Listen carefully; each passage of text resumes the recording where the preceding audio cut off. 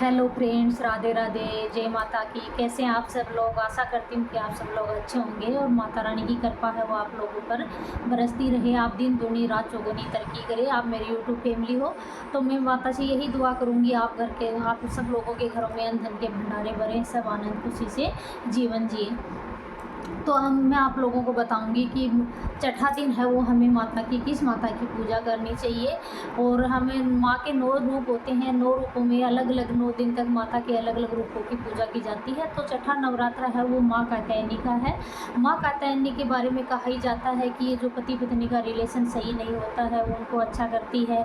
जिन लड़कियों कुंवारी लड़कियों की शादी नहीं हो रही है तो वो उन लड़की अच्छे लड़के से शादी हो जाती है। तो ये इस तरह से माँ कात्यायनी है। तो हमें किस तरह से माँ कात्यायनी को हम राज़ी कर सकते हैं, कैसे माँ की पूजा हम करें। तो जिन भी कुंवारी लड़कियों की शादी नहीं हो रही है तो वो माँ कात्यायनी की पूजा करके माँ कात्यायनी को प्रसन्न करें। इससे क्या उनके मन पसंद लड़के से उसकी शादी हो जाएगी।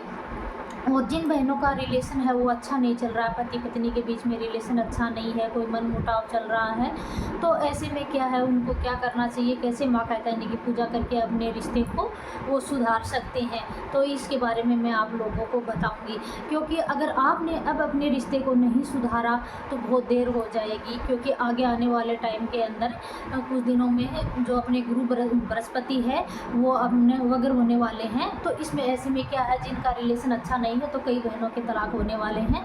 तो आप इस नवरात्रों में आपके लिए बहुत अच्छा मौका है, बहुत अच्छा है। क्योंकि इस बार माँ की सवारी है वो हाथी है। तो ये नवरात्रि है, बहुत विशेष नवरात्रि है इस बार।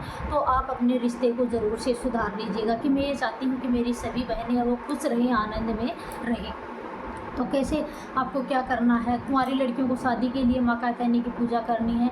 और छठे दिन आपको माँ कात्यायनी की पूजा में आपको धूप दीप कपूर ये तो जलाना ही है। माँ को सिंदूर ज़रूर भेंट करें। माँ को सिंदूर भेंट करेंगे तो जो आपके सुहाग की लंबी उम्र के लिए, जिनके पति की मान लो तबीयत ख़राब है तो इस वजह से मान लो सभी औरतें ये चाहती है कि हमारे पति की लंबी उम्र हो। तो आप लोगों को क्या करना है, माता को सिंदूर चढ़ाना, सिंदूर भेंट करना। अगर आपको कमल के फूल मिल जाएं या गुलाब के फूल मिल जाएं तो आपको माता को गुलाब के फूलों की माला ज़रूर भेंट करनी चाहिए। माता के मंदिर में जाके आप सुहाग की चीज़ें माता को ज़रूर अर्पित करें। माता को आप हो सके तो लाल चंदन चढ़ा दें। माता को लाल चंदन बहुत प्रिय होता है तो माता को लाल चंदन भी आप चढ़ा सकते हैं। सुहाग की चीज़ें आप जैसे चूड़ी है, बिंदी है, मांग है, काजल, ये सारी चीज़ें सुहाग की चीज़ें हैं, चुनरी है, तो ये सारी चीज़ें हैं। आप लोग माता को ज़रूर भेंट करें शुक्रवार के दिन। और माँ के मंदिर में जाकर आप माथा ज़रूर टेकें। इस दिन माता को शहद का भोग लगाएं।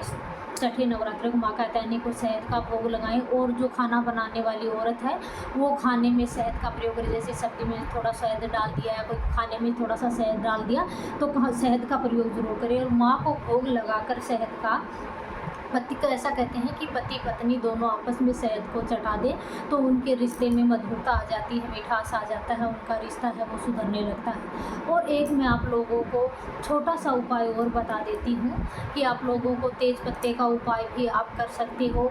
कि अगर आपके पति पत्नी का रिश्ता अच्छा नहीं है तो आप अपने बेडरूम के अंदर जाइए और आपको एक तेज़ पत्ता ले लेना है। तेज़ पत्ता लेकर एक मिट्टी का दीपक ले लेना और उसके अंदर थोड़ा सा कपूर डाल देना। कपूर डाल के और उसको माचिस से उस कपूर को जलाएंगे और उसको पहले तेज़ पत्ता लेंगे। तेज़ पत्ते के ऊपर आपको अपनी विश लिखनी है कि भाई आपके हस्बैंड की तबीयत सही नहीं है तो आप ये लिखोगे कि मेरे हस्बैंड की तबीयत बिल्कुल सही हो गई है, मेरे हस्बैंड हैं वो दिन दूनी रात चौगुनी तरक्की कर रहे हैं, मेरे हस्बैंड का मेरा रिश्ता बहुत अच्छा है, बहुत मधुर है, हम दोनों में बहुत प्रेम है, हमारे घर में बहुत सुख शांति है। यानी आप पॉजिटिव चीज़ें बोल लें। रेड पेन से लिखना तेज पत्ते पे, आपको रेड पेन से आपको लिख के और एक दीपक लेंगे, दीपक के अंदर कपूर डालेंगे और फिर उसको जलाएंगे और फिर उस तेज पत्ते को उसमें जला देंगे आपको। तो ये उपाय आप करके देखिए। फिर आपके पति पत्नी का जो रिश्ता, क्योंकि उसमें आपने पॉजिटिव चीज़ बोली, पॉजिटिव, और वहाँ आप बैठे रहिए, फिर उसको धुएँ को उसके रूम में फैलने दीजिए। क्योंकि आपने पॉजिटिव चीज़ बोली है तो पॉजिटिव चीज़ जो चीज़ है वो आपके लिए बहुत अच्छा करेगी। आपके जो पति पत्नी का रिश्ता है वो बिल्कुल अच्छा हो जाएगा। तो मैं सभी बहनों से अनुरोध करूँगी, कई कहते हैं कि हमारे सास बहू का रिश्ता अच्छा नहीं है, तो हो सके जहाँ तक सास बहू के रिश्ते को आप सुधारने की कोशिश कीजिए। इससे भी क्या है, माँ कहते हैं इतनी खुश होती है। आप एक पत्नी होने का फ़र्ज़ अच्छे से निभाइए, आप एक बहू होने का फ़र्ज़ अच्छे से निभाइए। तो आप ऐसा ज़रूर करें। और माता के मंदिर में जाना आप बिल्कुल ना भूलें। माता को शहद का भोग ज़रूर लगाएं, आप कपूर ज़रूर जलाएं और अपने घर में जो गुलाब का इत्र होता है उसका छिड़काव ज़रूर करें। उसका छिड़काव करने से भी आपके जो घर का माहौल है वो अच्छा होता है, उससे आपके घर में सुख शांति रहेगी और आपके हस्बैंड वाइफ का रिश्ता है वो भी अच्छा रहेगा। तो और जिन कुंवारी लड़कियों को जो मनपसंद है, अगर लड़कियां शादी करना चाहती है लड़के से, तो एक बार मैं उनको एक बात ज़रूर बोलूँगी, हाँ आप मनपसंद लड़के से कर लीजिए शादी, लेकिन कुंडली एक बार ज़रूर मिला लेनी चाहिए, क्योंकि शादी है वो एक बूढ़े बूढ़ियों का खेल नहीं होता है। शादी है वो जन्म जन्म का साथ होता है। तो ऐसा ना हो भाई आज शादी हो कल को तलाक, तो ऐसी चीज़ें बिल्कुल नहीं होनी चाहिए। आप माँ कात्यायनी से प्रार्थना करें कि आपके लिए सही अच्छा और योग्य वर आपको मिले। और मैं यही दुआ करूँगी कि सभी बहनों के सुहाग हैं वो अमर रहें, सभी बहनें हैं वो सुहागन रहे, हंसी खुशी अपना जीवन जिए। और छठे नवरात्रि पे आप ये लोग उपाय करके देखिए।